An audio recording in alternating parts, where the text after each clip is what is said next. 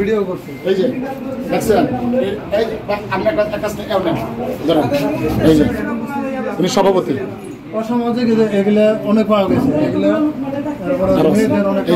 সাধারণ সম্পাদক ধরুন ভাই এটা বলে মেয়েদের অনেক কাপড় পাওয়া গেছে আর এই এটা অনেকগুলো পাওয়া গেছে কি পাওয়া গেছে অনেক মেয়েদের কাপড় অনেক কাপড় হয়েছে এখনো আছে মেয়েদের কাপড় ভিডিও করা আছে আচ্ছা আচ্ছা 15ই আগস্ট পালন করবে এই অবস্থায় যেগুলো ছিল। এটা কখন করছে ওনারা এই ভাঙচুরটা চালাইছে কখন?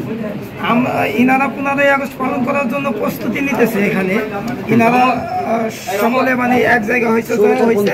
আমরা মোটামুটি 10:30টার সময় যখন তাদের ধাওয়া দিয়ে এখান থেকে বিতাড়িত করি তখন আমরা এই রুমে এসে এই 15ই আগস্টের বঙ্গবন্ধু সম্বন্ধিত এই যে এইগুলো পাই আমরা। 15ই আগস্ট পালন করতে গেছিল সিবিআইয়ের পক্ষ থেকে আমরা তাদের বিতাড়িত করে দিই। আচ্ছা আচ্ছা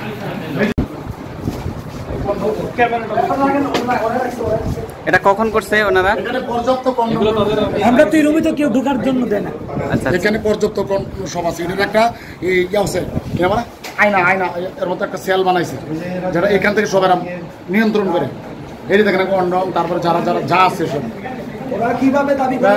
আমরা চাই ব্যাংকটা সুন্দর হবে চলো এমনকি ব্যাংকে বৈষম্য বিরুদ্ধে দূর হোক। ওরা কি করতো বলতে ওরা নেতা বলছে তোমাদের নেতা 2 জন এখানে থাকো।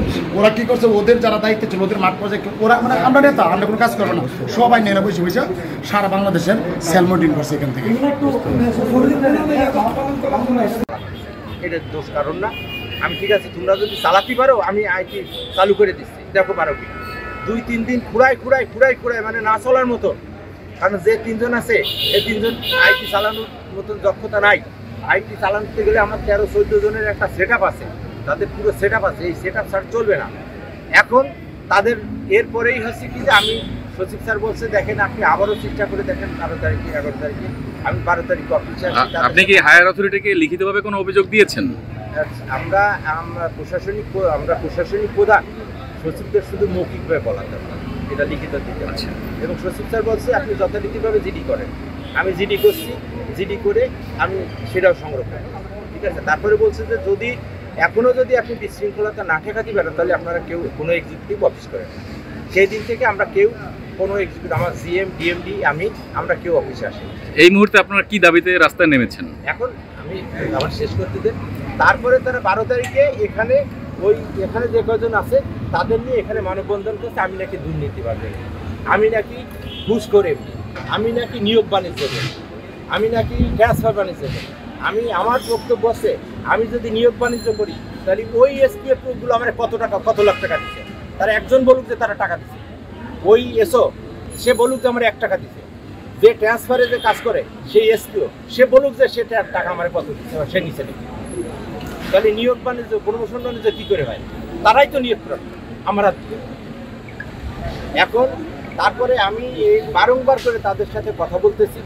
এখন এই আমার ডিটেল লোকজন সব বলতেছে যে এমডি স্যার অবরুদ্ধ এমডি স্যারের তো জোর করে কাজ করেছে আমার টাকা কিন্তু বারবার করে বলতেছি তোমাদের আসার দরকার নাই দেখি আমি প্রত্যেককে তাদের যে গ্রুপ লিডার আছে সবদের সাথে কথা বলছি দেখো যে গ্রামে কিন্তু একজন মানুষ মেরে ফেললেও কিন্তু একত্রে বসে সমাধান করা যায়। আমি প্রত্যেককে কালকে রাত পর্যন্ত বলছি তাদের একই সত্য যে আইটি যে বড় কটা আছে সরকারের সাসপেন্ড যাদের দিয়ে ব্যাংক চলতেছে তাদের সাসপেন্ড করবো কেন? আমি বলছি দেখো সাসপেন্ড যদি করতে হয় একত্রে বসো কিন্তু বসতে গেলে এবং সাসপেন্ড করার নির্দিষ্ট তো কোনো কারণ থাকতে হবে কোনো কারণ নাই তো। আমি বলছি দেখো একেবারে মনে ভেদ ক্ষোভ জেদ ভুলে যে তোমরা প্রতিনিধিরা আসে একত্রে বসি তোমরা যেটা বলবা তোমরা যদি বলতে পারো যে এমডি স্যার আপনি চলে যান আমি রিজাইনতে চলে যাবো তারপরে আমি রিকোয়েস্ট করবো তোমরা ব্যাংকটা বাঁচাও আমি রাত পর্যন্ত চেষ্টা করছি। তারপরে এরা সব নিজেরাই সংগঠিত হয়ে এই যে এ তো এক অংশ আমার তো 12,000 এ তো এক অংশ এই এক অংশ আসার পরে তারা আজকে হেড অফিসে ঢুকছে। হেড অফিসে ঢুকার পরে আমি যখন ওরা হেড অফিসে ঢুকছে আমি তখন আত্মক করি সত্যি কথা আমারই নাকি বাসায় তো ধরে তারা কি সরকারি চাকরি করে নাকি? সরকারি চাকরি করে। আচ্ছা এই ব্যাংকে সবাই যা আছে সবাই সরকারি এখন এই ব্যাংকের একটা প্রতিদানমালা আছে প্রতিদানমালায় যা আইন কানুন আছে সেই আইন কানুন বিভাগ মোকদ্দমাগুলো হবে এরা হচ্ছে এখন আপনি কি চাচ্ছেন এদের বলেন। গৃহচরিতার্থ বাস্তবায়ন করার জন্য এদের এখন আপনি কি পদক্ষেপ নেবেন সামনে, যেহেতু আপনি একদিন এটা সরকারি প্রতিষ্ঠান, তদন্ত হবে, প্রবিধানমালা মোতাবেক যার যার শাস্তির আওতায় যাবে। এখানে তাদের সাথে যারা আসছে সবাই যে দোষী তা না, আচ্ছা সবাই কিন্তু দোষী না, ওই বিভিন্ন কথা বলে নিয়ে আসছে। এখানে মূল দোষী যারা তারা অবশ্যই এই ব্যাংকের যে প্রবিধানমালা আছে প্রবিধানমালা মোতাবেক তাদের বিরুদ্ধে বিচার করা হবে।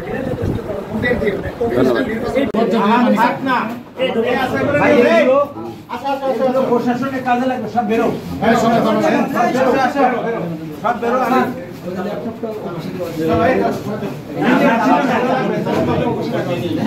দেখেন প্রত্যেকটা ইয়ে দেখেন এখন স্যার নাকি বিএনপি এসে আওয়ামী লীগ হয়েছে। এগুলা কার ভিজিটিং কার্ড গুলো দেখেন, এই যে ভিজিটিং কার্ডটা পুরোটা একটা নেন। এরা কিভাবে বলে এরা বিএনপি? এই যে সব পিছনে আসেন, আপনারা সবাই ব্যানারের পিছনে আসেন। এখানে ব্যাংকের নামে একটি ফেসবুক আইডি করেছে, আমার নাম মুকুল ভদ্র, কিন্তু আমার নাম দিয়ে মুকুল বিএনপি লিখে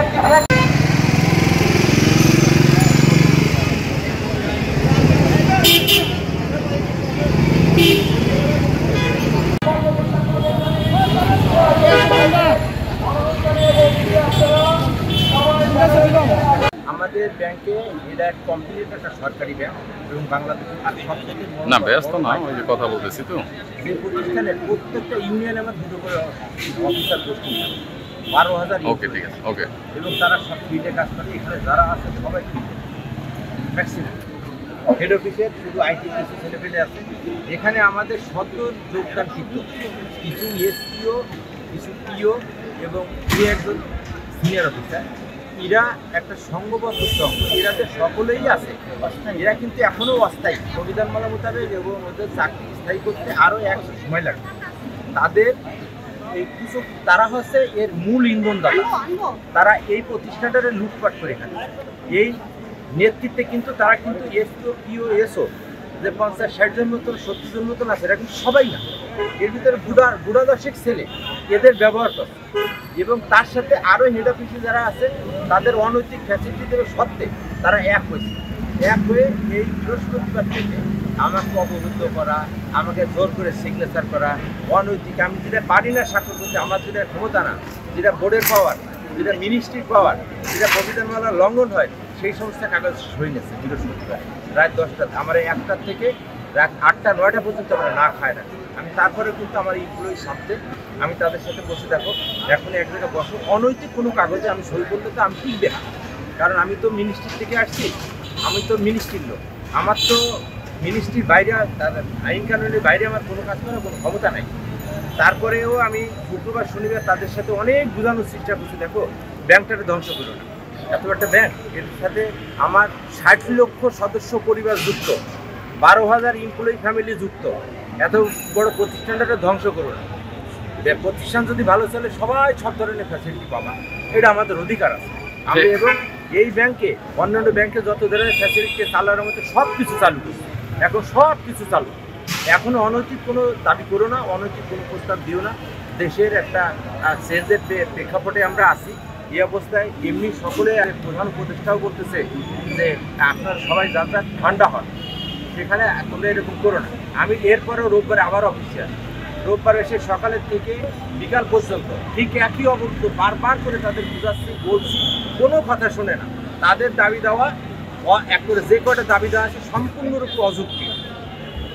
আমার এই ব্যাংক 100% অনলাইন, ওই ডাটাবেস ছাড়া, সফটওয়্যার ছাড়া আমার ডকুমেন্টও নেই।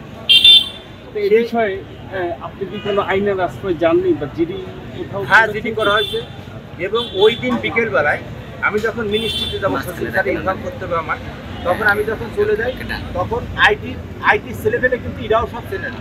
আইটি তো ব্যাক করে সিনিয়র সিস্টেম ম্যানেজার আছে, পুরা 14 জন বেসিক্যালি কাজ করে। এই 14 জন তার ভিতরে একটা আছে মেয়ে। এরা আমার চেম্বারে আসছে এই উচ্ছৃঙ্খল অবস্থা, স্যার আমরা এখন কী করব, আমাদের তো এখন জীবন হুমকি নাই। আমি বলছি দেখো আমি এখন মিনিস্ট্রিতে তোমরা সব যাত্রায় কাজ করো।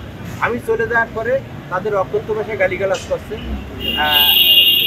হাত দিয়েছে, ধাওয়া দিয়েছে, তারা প্রাণের ভয়ে কোনো রকম তালাটা লাগাইছে, সব জব্দার বাড়ি চলে গেছে। আমি রাত্রিবেলা তাদের করছি যে তোমার ব্যাংক বাঁচাইতে হবে, পরের দিন আমার সার্ভিস চালু করতে হবে। আমি তাদের করছি কি আমি হোম সার্ভিসে হোম অফিস বাসায় বসে তারা সব সিরিয়াস চালায়। এরপরে পরের দিন অফিসে যখন আসছি তখন যেহেতু আইটিতে তালা দেয়, আইটিতে তালা দেওয়া থাকলে কিন্তু বাসার থেকে সব কিছু কাজ করা যায়। আমি তাদের অর্ডার করছি, এই নিয়ে আমার পর আরও ক্ষিপ্ত, কেন আমি অর্ডার আমাদের জোর করে তালা ভাঙাইছি, আমি নিজে হাতে তালা।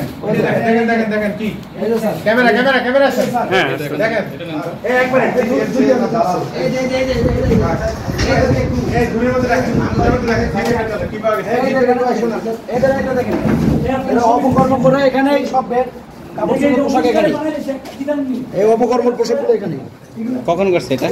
এরা আরো অনেক আছে, এখানে আছে, ওখানে আছে, এগুলা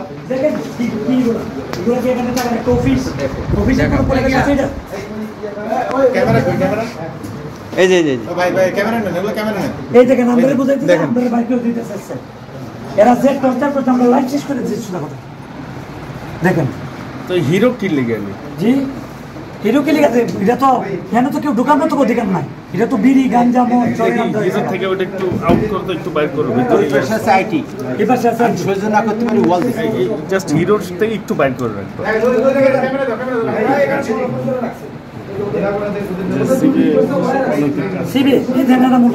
আজকে আমাদের পল্লী সঞ্চয় ব্যাংকের সকলকে ধন্যবাদ জানাই, যারা পরিশ্রম করে অক্লান্ত পরিশ্রমের মাধ্যমে এই পল্লী সঞ্চয় ব্যাংকের সম্মান অক্ষুণ্ণ রেখেছে। আমরা নিরাপত্তা প্রহরীর পক্ষ থেকে শুভেচ্ছা ও অভিনন্দন।